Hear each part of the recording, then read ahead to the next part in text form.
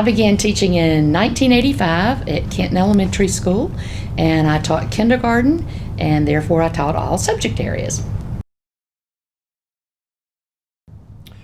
I started teaching in Savannah at Johnson High School initially in 1979. I taught juniors and seniors U.S. history, psychology, sociology, econ. Also, while I was there, I did some coaching, defensive secondary on the football team, baseball team, and the golf. Now, the golf, I really didn't know anything about golf. My job was to walk around with a putter, and while everybody was playing, if someone got hit in the head with a golf ball, be able to take them to the hospital. The real coach of that golf team was a mother of one of the players who was also the golf pro at Savannah Inn and Country Club on Wilmington Island.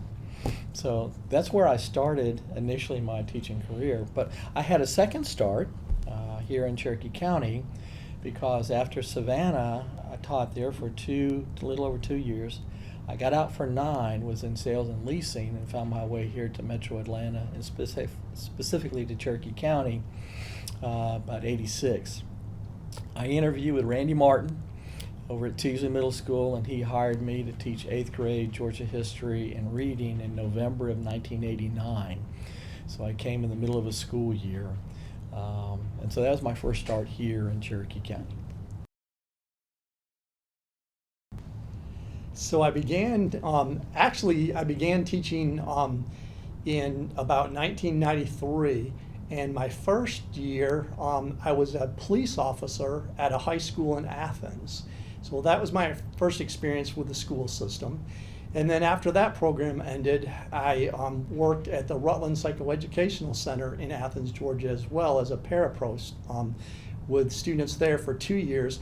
And during that time, I was working on my master's degree in school counseling.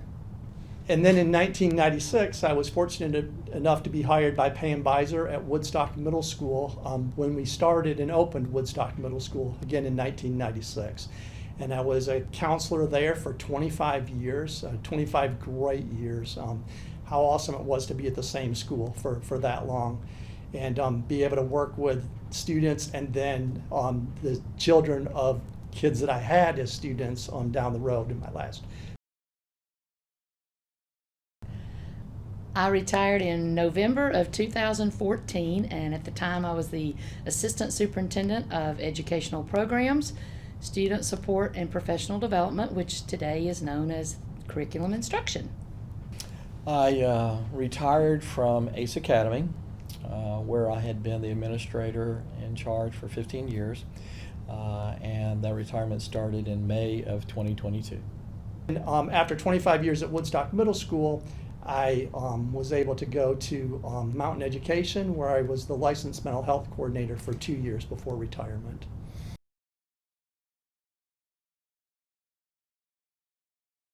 I'm one of those I consider a lucky person that I knew from early in probably my childhood I wanted to be a teacher. My maternal grandmother, she came from even though she wasn't an educator, she came from a family of several educators. So she played school with me a lot when I was a young child. And then my next door neighbor at the time, who's a current teacher, Ann Lanier Cross, she teaches at Clayton now. We played school a lot, and my brother, probably not to his desire, but he was often our student. So I played school a lot as a child, and then I had other teachers as I went through school that recognized, I think, a talent and gave me a chance to tutor other students and do small group. So, you know, I knew from the time I left high school I wanted to be a teacher.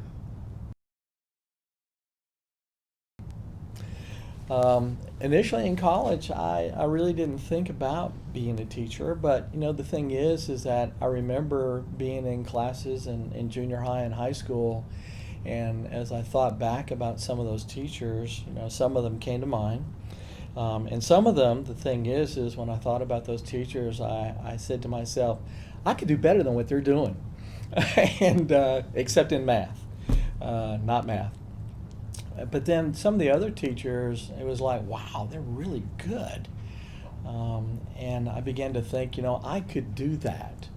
And I think that's the genesis of my thinking about becoming a teacher and what kind of teacher I would be.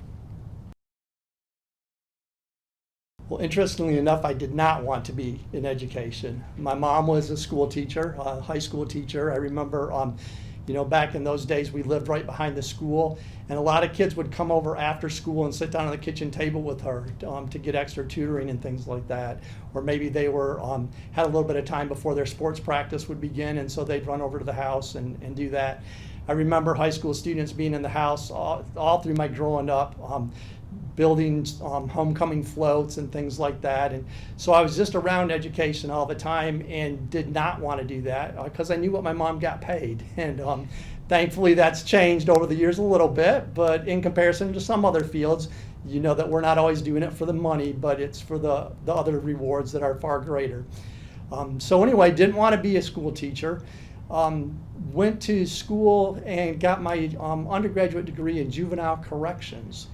And when I was working with students in the correctional system, I realized a reoccurring theme that most of them hated school and were not successful at school.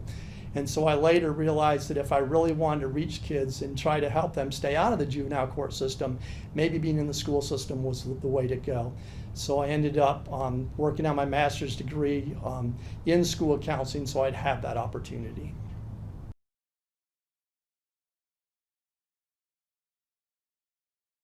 When I think about my first year as a teacher, I remember how excited I was.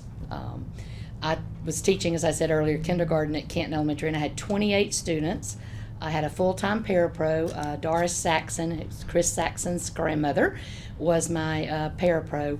But we were out in a mobile unit, and so we had some physical challenges with the space, but we had a lot of fun. But I just remember all the excitement and the opportunities to really get to know families. So I learned a lot that year. Kim Ross was my mentor, so she taught me a lot about how to teach reading. And then also I was right next door to another legend, Helene Huddleston, who integrated music into pretty much anything in the curriculum. So she taught me a lot about how you can learn things through song. So anyway, I learned a lot, and I was very excited to be a first-year teacher. Okay, considering that I really had 2 first years teaching, my first year at Johnson High School in Savannah, I was overwhelmed by so much what was going on, and it was really trying to find a balance between all the tasks that I had to do as a teacher, maintain cumulative records. We were doing report cards by hand back then, keeping up with lesson plans, all the duties that were assigned for that, and trying to find a balance between that and what I really wanted to do, which was to interact with kids, whether it was in the classroom or the hallways or different groups, activities, being a coach. So that was the difficult thing for me, was trying to strike that balance between those two in that first year. But then, I got out for 9 years, and then when I came back to Teasley, I think that separation, that time, allowed me to have matured a little bit more personally. I had a little bit different philosophy about education at that time. And I realized that my sales job really was a teaching job because I had a customer with a need, and my job was to try to determine what I had that could fit their need. And so it was then educating them as to what I had and why they needed it. And so teaching to me is the same thing. And so when I came back to teach 8th graders, what I realized was that I was better able to really determine what my students needed and what they needed to know, and then be able to package it in a way that made them want to know it. And so I think that was the biggest difference for my first year between starting in Savannah and then coming back to Teasley. So that's interesting. My first year, boy, it was a blur. And you try to look back on it, and it is a blur. So I guess I would say if you're a new teacher or counselor and it feels like things are flying by, that's all right. Just learn as much as you can, keep going with it, because you'll settle into it and then you'll find your rhythm. But I had some great folks that I worked with. Again, I was hired by Pam Beiser, longtime principal in many different schools in Cherokee County. And Donna Ratliff, great school counselor, took me under her wing and learned lots from her. And I think what I remember, well, in Woodstock Middle School at that time was a brand new school. Actually, the Olympics were at the same time, and so the high school and the middle school complex were behind in construction. So they were able to complete the high school, and so the middle school and the high school were in the same building until Thanksgiving, and then we moved over to the middle school later that year. So I remember lots of different transitions. I think I had 3 different desks that year, just because moving offices and moving from the high school into the middle school. But just the excitement of a brand new school and a new staff coming together and having those students and that opportunity. So I think that was one of the biggest memories, is just getting to start something new and something fresh.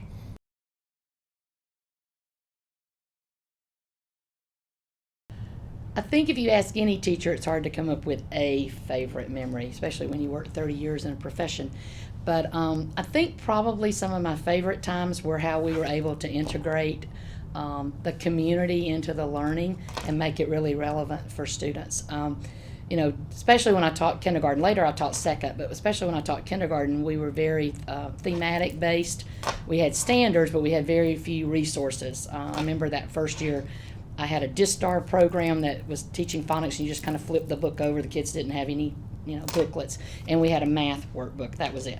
So we really integrated everything through a theme. So, whether you were bringing firefighters in, whether you were, having police officers come, nurses come, you integrated a lot of the community helpers into the program. And then one of my favorite things we did as kindergarten, we would do artwork every month to take to the Canton Nursing Center, and then we would take students, their parents would drive them over, and even had a group that I got permission from parents to drive in my car, but we would go over and we would walk through the nursing home with Miss Huddleston and sing to the residents, and then we would gather residents into the big area and sing, and then we would go around, the kids would help us to tape up the artwork on all the residents' doors. So just things like that. I think we talk a lot about emotional learning and building that today, but we were doing that by integrating the kids into the community. So those are probably some of my favorite memories. Favorite memories, there's so many, but they're all related to kids. And for me as an administrator, especially at ACE Academy, sometimes those best memories are the ones where those kids were being brought to me and they were under adverse circumstances. They had done something that they were in trouble for. But sometimes those hard discussions led us to have interactions that became positive in nature. It became a learning experience for them. What did they do? What could they have done better? What will they do better the next time? And so those became lifelong learning opportunities for them. And in so many cases, it changed their lives. I think one situation, I had a young man I had to kick out of school. And a couple of days later, I'm filling up gas at a gas station right there at exit 14. And I hear this car pulling behind me, and the brakes slam, and this door slams open, and this kid comes out this car, and he is just cussing, Landolt, blah, blah, blah, blah, blah. You threw me out of school. I hate you. And, it was one of those kinds of things. I just kind of, I'm sorry, but that's what I had to do. And he says, I hate you, I hate you. But he gets in the car and he takes off, and this lady is standing there at gas pump. She's going, do I need to call the police? I go, no, don't call the police. But anyway, about 8 months later, he sends me a text message that he realized that my kicking him out of school made him get out of school and move on to do something different. He'd gone back and got his GED. He had enlisted with the Georgia Army National Guard right down the street. He was going to be going to boot camp, and he just wanted to let me know that he appreciated my kicking him out of school because it made him do something different in his life. A couple years later, I get a message on Facebook, Landolt, will you be my friend? So, of course. And at that time, he was in Germany, and he was working on helicopters. And he's come back since then. He's married. He's got family. But he says that, that whole impetus for his moving on with his life was my kicking him out. And so I think that's, for me, that was one of the things that really bring into focus that sometimes it's not something we really want, but sometimes things that we have to do. The other great memory I have of my time in Cherokee County School District really doesn't have to do with my being in a school, but rather in September 2013, my wife, Letitia Landolt, who had been an administrator in the county and had retired in 2012, was diagnosed with pancreatic cancer. And one of my best memories of Cherokee County as a school district is how so many people that she had come to know and to work with rallied around her and continued to support her. And there was an opportunity for us to go to MD Anderson, and I remember being in an administrators meeting, and they had recognized Alicia and me, and they presented us with a love offering to help offset some of the expenses. And so many of those administrators that, even though I really didn't have a lot of contact with, knew Alicia, knew me, and the struggle we were going through. And so for me, that will always be one of those memory recollections of what Cherokee County School District is all about, that they do indeed care for their people, whether it's a student or a parent, secretary, custodian, teacher, bus driver, whatever. And so for me, that is one that I will treasure and take with me, keep in my heart. Favorite memory, boy, that's a tough question because there's so many, and it'd be hard to pick a favorite. But I think to answer that question, it's probably, middle school is an interesting time. Kids come to middle school, and even those that were confident once in elementary school, that confidence kind of gets shaken with all the changes that they're going through, and it's just a difficult time. And I think that the best memory of that, though, was being able to work with kids, especially as a school counselor, when sometimes they were at their most vulnerable, and watching them work through that and watching them find success. And then we know that success breeds success. And so sometimes it's just helping students find that initial success and giving them a taste of that, and then watch them get excited about that and want more success.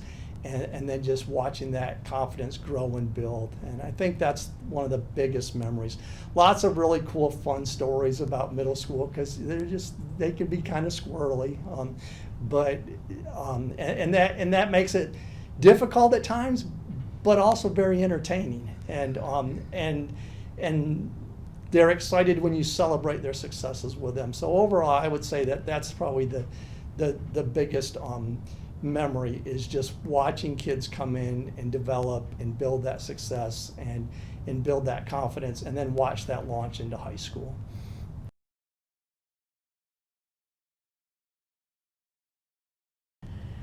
What I miss most about teaching and working in the school district is the people. I have a cousin who's my age, and he retired a couple of years before me. He was a battalion chief for the fire department, and so he gave me some good advice. He said, "You're not going to miss the circus, but you're going to miss the clowns." So he was very right about that. I do miss the people. I had a great opportunity to work in a lot of communities in Cherokee County. After I left teaching, I was a school-based administrator. So I not only worked at Canton Elementary, but I worked at Woodstock Elementary, Boston Elementary, Avery Elementary. So I met a lot of people and developed a lot of relationships with not only students, but parents, other educators, and then the community members and parents. So that's what I miss the most, is seeing the people. But I make a conscious effort to try to keep up with a lot of people. So that's one thing I would encourage you as a new teacher, to build those relationships. What do I miss most about teaching? The kids. And oh yeah, the kids. You know, it's the daily opportunity to come into the building and see students interact, see what's going on in their lives, the things that they're having great success, that they're smiling about, the things that they're struggling with. Whether it's at home or with another student, interaction here at school or in a classroom. You know, I could really relate with a lot of them, especially in the area of math, and I say that's the second time I mentioned math specifically. But I had a hard time with math. I just didn't get it.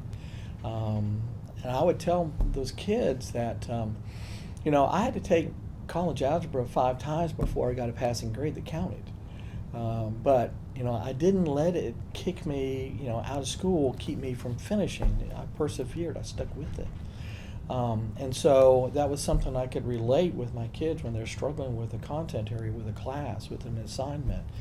And I would share that with them, let them know that, you know, sometimes the teachers they have also have the same struggles they are. And that's the reason why sometimes they're such great teachers. I have a young man, well, he's not young now, but he's actually administrator here in Cherokee County. And he was a teacher for me at Woodstock Middle School, 7th grade. And I asked him why he was such a great math teacher, because he was phenomenal. He said, Mr. Landolt, my story is when I was over at University of Alabama in Birmingham, I had a professor over there tell me that I was not smart enough to be a math teacher. And I needed to go find something else to teach. But I stuck it out, and I graduated with a math degree. I became a math teacher. And then a couple years later after that, this young man went to work in the Department of Curriculum Instruction here in Cherokee County, and he was appointed the math coordinator. And he happened to meet that professor at a national math conference. And he went over and said, you may not remember me, but my name is, and this is where I'm at, and this is what I have been able to do, in spite of your saying that I was not smart enough to teach math. And I am so proud of that young man and who he has become. And can I mention his name? Mark Smith. And now he's a principal at the active academies here in Cherokee County. And like I said, he's a phenomenal teacher. He's a great administrator, and I'm proud to call him friend and colleague. I think what I miss most is just the daily interaction with the students. You know, again, as a way to give advice for someone that may be new watching this, is that the whole piece of relationships and how important that is. And so the day-to-day stuff, I just really miss those interactions. And you can find those interactions in lots of different ways. One of my favorites, and I know this is going to sound crazy to some people, but was bus duty. I wanted, sign me up for bus duty. What a great way to start out a student's day, by standing out in the bus lane and greeting them by name and waving to them and giving them a high five or a handshake or a fist bump. As a school counselor, it also kind of gave me a clue as to maybe what their morning had been like, you know, before they got on the school bus. And lots of times you could just see the look in their face that they had a rough morning, and the opportunity to pull them aside and build them back up and pat them on the back and give them some extra attention and stuff could turn around their day. And so I think again, just those daily interactions, the being in the hallways at class change and saying hi to kids and encouraging them, and running jokes with students and asking them about their favorite pet and telling them great job at the chorus concert, all those different things. But just what I miss most is those daily interactions.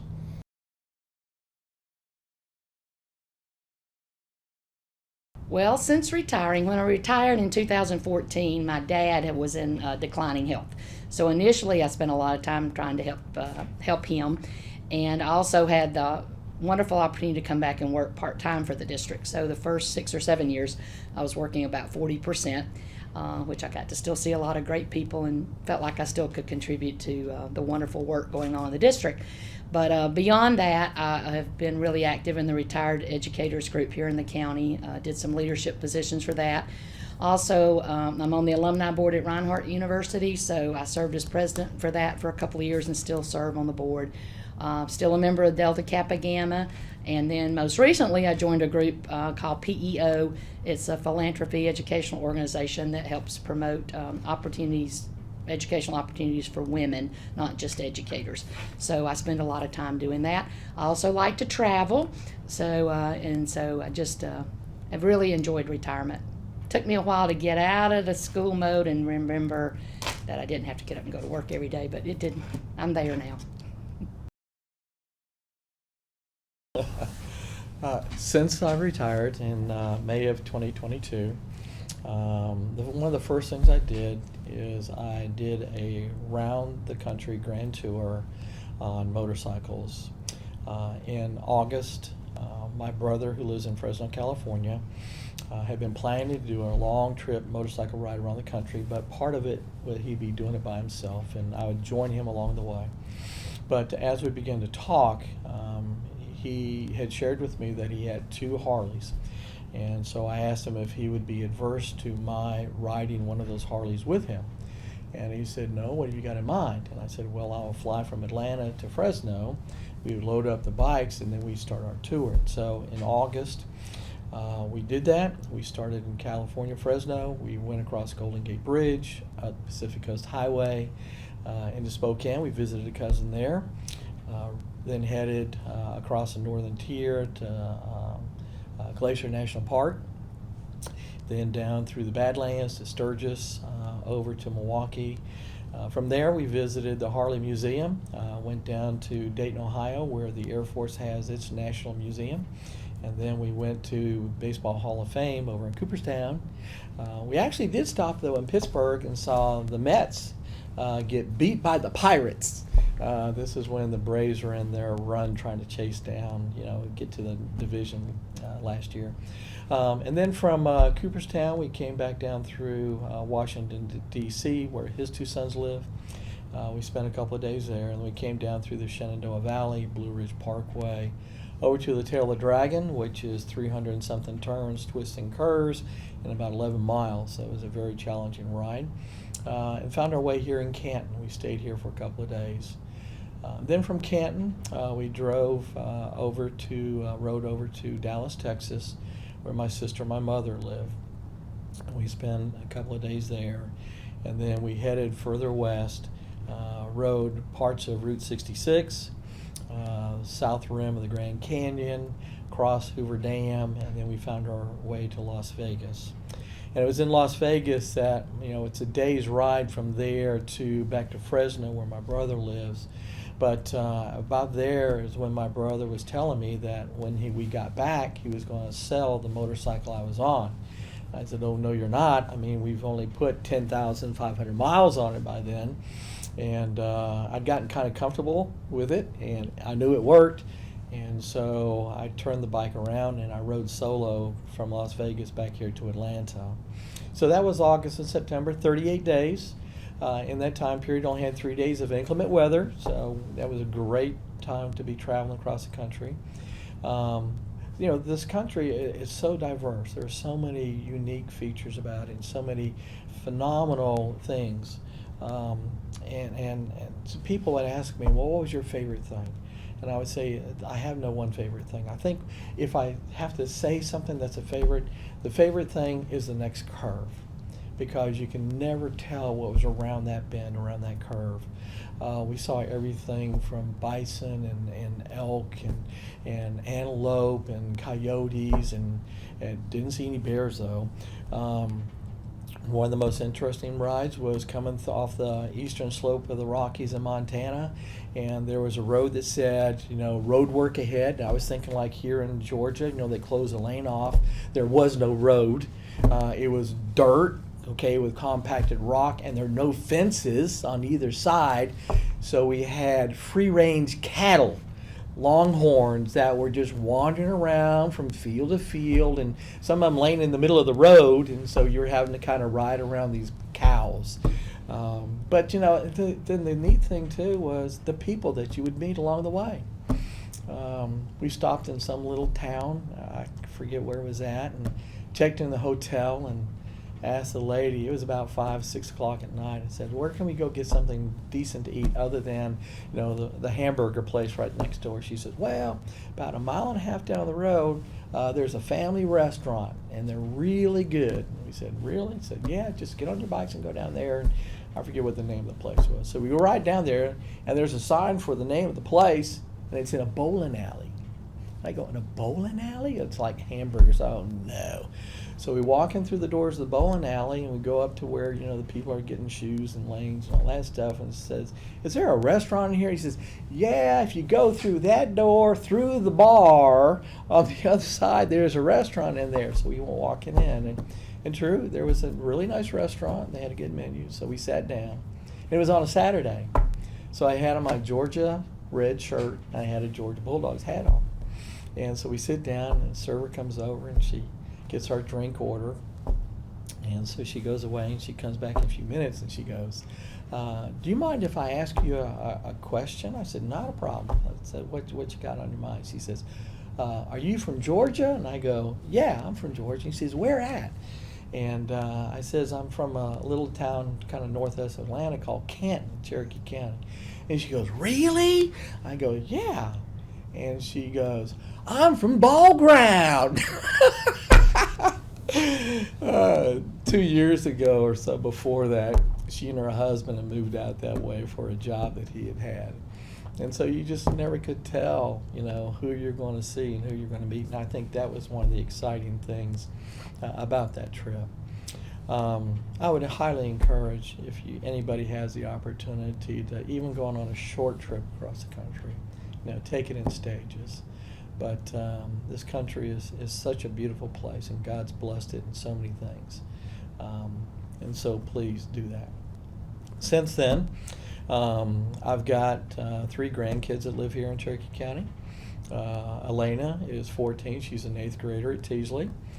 Jesse is 6 years old, and he's a 1st grader at Knox Elementary. And then our youngest, Brooks, is 2, and he's in daycare.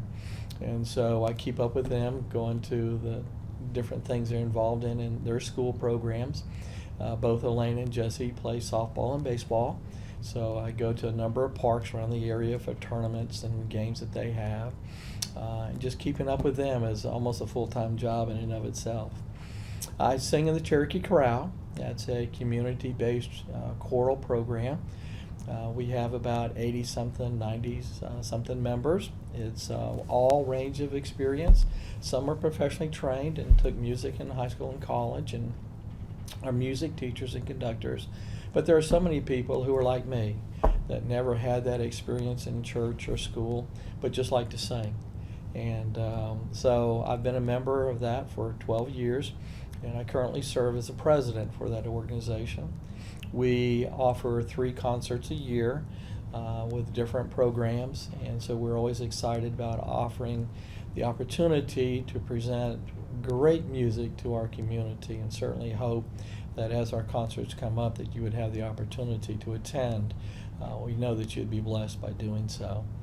I attend and serve Canton First Methodist Church here in Cherokee County. I started attending there in 2007 with Alicia.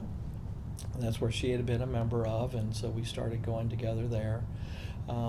It's a phenomenal church, great people.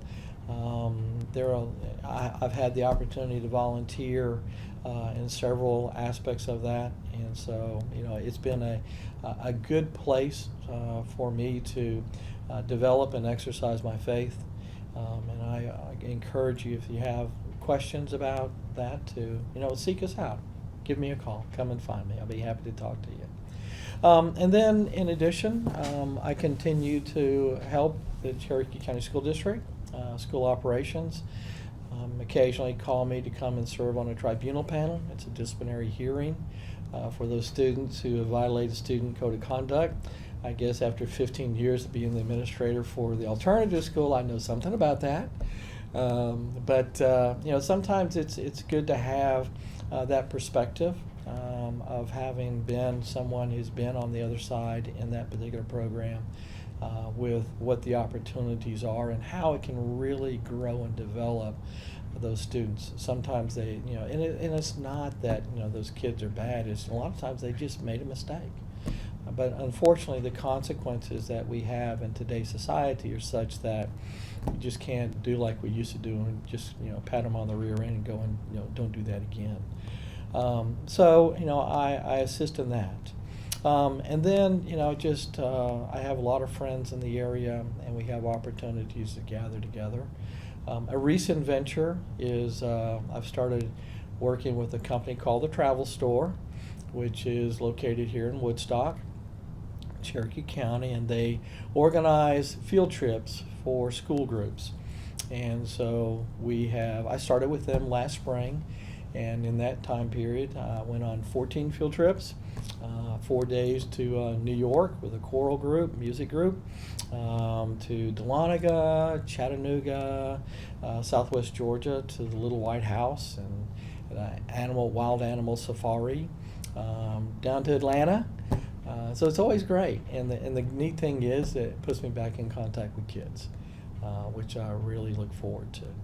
So I try to keep things varied, get out of the house, take rides on occasion with some of my friends, but always looking for opportunities to help somebody else along the way.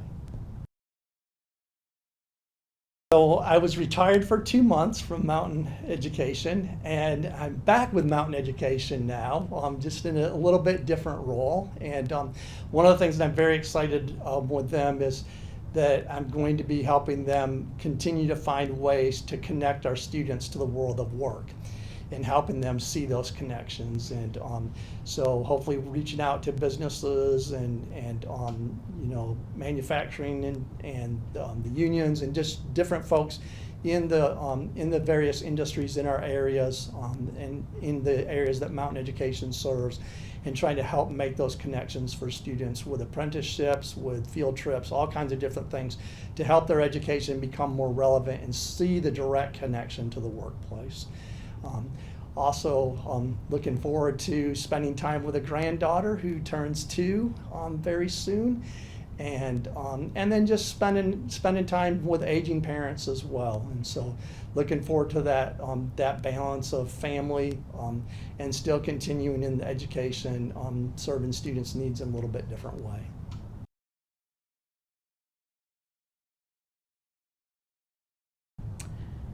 Well, as I mentioned earlier, make sure you build those relationships, because that's what's going to carry you through later.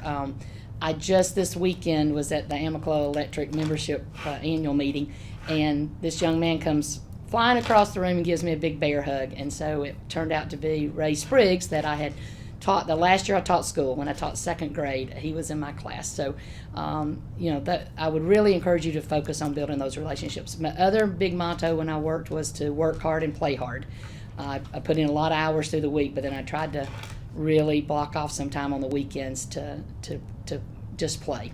So I really would, and also give yourself some grace. You're not going to be perfect. You're going to always be learning. So, just give yourself a break and enjoy the kids. I mean, the academics are important, but that's not what they're going to remember you for in years to come. So they're going to remember how you made them feel. So develop those relationships. Okay, first-year teachers. I wish I'd had someone sit down with me in those first years and share some things with me. The thing is you come out of a teacher prep program and the mechanics, the what, but sometimes you really don't know the how or even the why sometimes. Here's what I would suggest to a first-year teacher.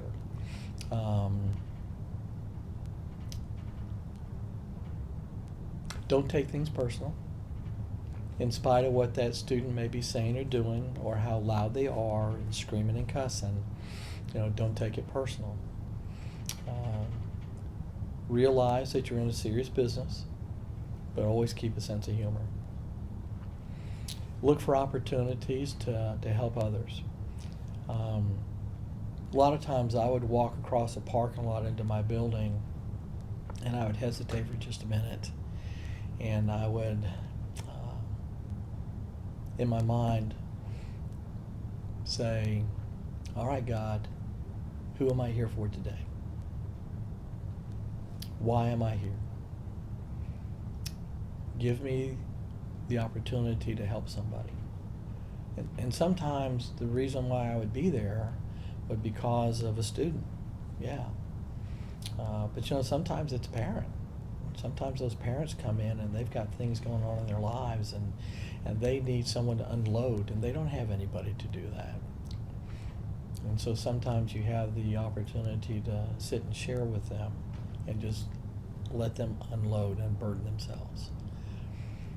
And then also sometimes it's someone who's in that hallway with you in that other classroom. It's a teacher, a colleague, that they've got things going on in their lives. You know, they're struggling professionally, they're struggling personally, they have issues going on at home, and they think they're isolated, and they don't have anyone they can share that with.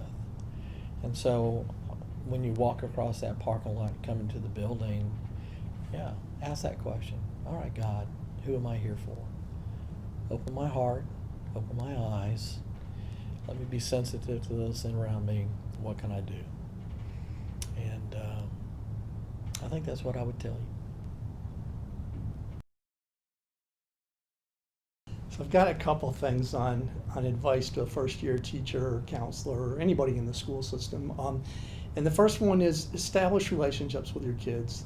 That's so very important. And you know, I think sometimes we think, God, I don't have time to sit down and talk with them or find out about their family or their interests or the hobbies or things like that, because I've got all this curriculum that I have to impart on them, and then they've got to be tested over it, and I need to make sure that they have those things. But in my 25 years that I've found in watching good teachers, and I've gotten to watch a lot of really good teachers in those 25 years, what I've noticed is that they made sure that they took the time for the relationships.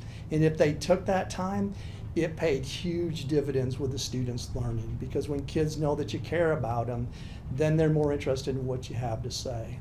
And so, again, creating those relationships and then setting those expectations very high. And our kids will reach those expectations, especially if they know that you care about them and that you believe in them.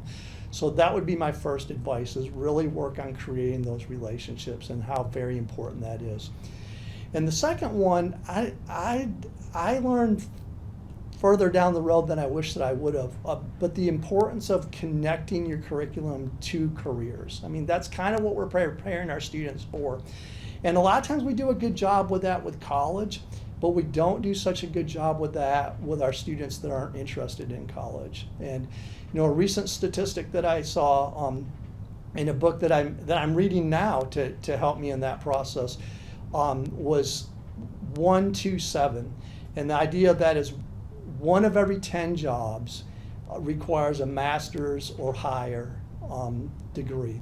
2 of every 10 jobs requires a bachelor's degree in college, and the other 7 jobs are technical school or military training or apprenticeship or work-based learning kinds of things.